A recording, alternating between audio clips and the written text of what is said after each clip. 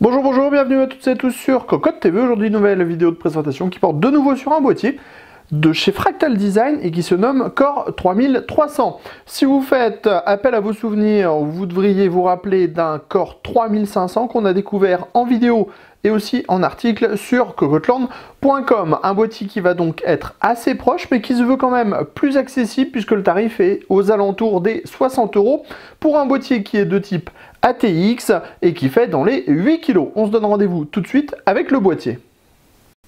Nous voilà donc devant le 3300, un boîtier qui reprend trait pour trait le design du 3500. On retrouve donc la face avant imitation aluminium avec des cerclages en plastique qui proposent un traitement plus lisse à l'image de ce qu'on trouve sur les portes et on a les grilles en mèche de chaque côté. On trouve également deux baies 5,25 pouces ainsi qu'un logo Fractal Design qui est peint sur le bas. Si on passe sur le premier côté, on va trouver uniquement la porte en acier avec une peinture noire de qualité et ici un emplacement en 120-140 mm histoire d'apporter un petit peu plus d'air frais à la carte graphique par exemple. Si on passe maintenant à l'arrière, on retrouve une grille dans le haut qui permettra d'avoir plus d'espace pour mettre plus facilement un radiateur de water cooling en 280 mm. Maximum, on a deux emplacements, on va y revenir un petit peu plus tard. Vient ensuite le ventilateur de 140 mm monté sur sa grille, sachez que l'emplacement est également compatible 120 mm. Vient ensuite l'emplacement de la plaque IO-Shield de la carte mère ainsi que les 1, 2, 3, 4, 5, 6, 7 slots d'extension. Les slots sont peints en blanc comme toujours chez Fractal Design et sont ajourés. Enfin, dans le bas, on a l'emplacement de l'alimentation avec un pourtour moussé en interne ainsi que le filtre à destination de cette dernière qui était également amovible. Si on passe sur le côté droit, on va trouver uniquement un panneau en acier, toujours avec une peinture de bonne qualité. Maintenant, une petite vision du dessus du boîtier. On va trouver les deux emplacements en 120 mm ou deux emplacements en 140 mm.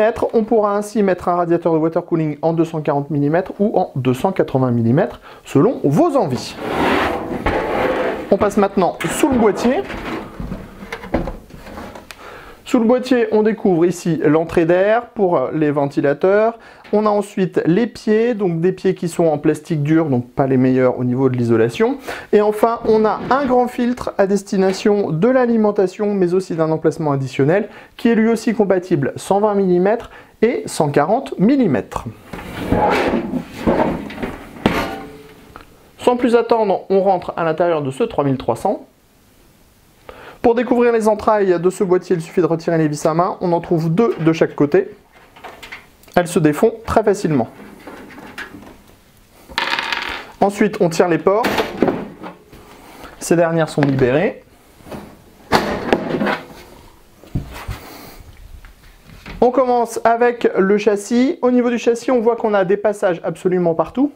Par contre, pas de cache en caoutchouc sur cette version, plutôt access, puisqu'on est sur un tarif de 60 €.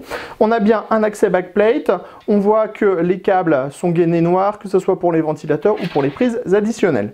Ici, on a les deux baies 5,25 pouces, montage par vis à main. Vient ensuite une platine. Donc, la platine permettra d'installer soit 3 disques durs, soit des SSD. Donc, on le voit, pour les disques durs, on a des emplacements avec des rubbers en caoutchouc.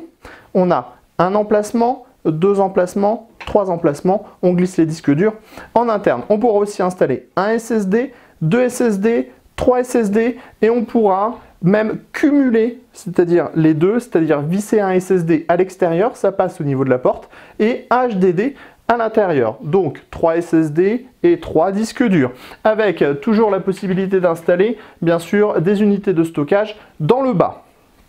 On pourra aussi retirer la platine, elle tient à l'aide de vis à main, ce qui permettra par exemple de retirer entièrement la platine pour pouvoir mettre plutôt des radiateurs de water cooling à l'arrière si on a envie. Sachant qu'on a des emplacements en 120 et 140 mm et qu'un ventilateur de 140 mm est présent de base dans le boîtier. Continuons, dans le bas. On trouve la grille en 120-140 mm additionnelle avec son filtre par en dessous et aussi l'emplacement de l'alimentation avec des petits patins en mousse pour éviter toute vibration. À l'arrière, on a les 7 slots d'extension avec montage par vis à main et on trouve un ventilateur de 140 mm dans le haut. Enfin, on termine ici. On a nos deux emplacements en 120 ou 140 mm. On pourra placer un radiateur de water cooling sans problème. On a un petit peu de hauteur disponible en plus ici et on pourra au pire aller déborder un petit peu dans les baies 5,25 pouces. Au niveau du plateau arrière, on peut découvrir un petit peu plus le câble management qui est disponible. On retrouve ici la platine, ici les emplacements additionnels pour mettre un HDD ou un SSD sans trop de soucis. Et voilà, on en a fait à peu près le tour de ce boîtier, de ce Fractal Design 3300. Un boîtier qui arrivera qui est déjà disponible autour des 60 €, qui est compatible ATX et qui fait dans les 8 kg. Sur ce, on vous dit à très bientôt pour de nouvelles vidéos sur Cocotte TV.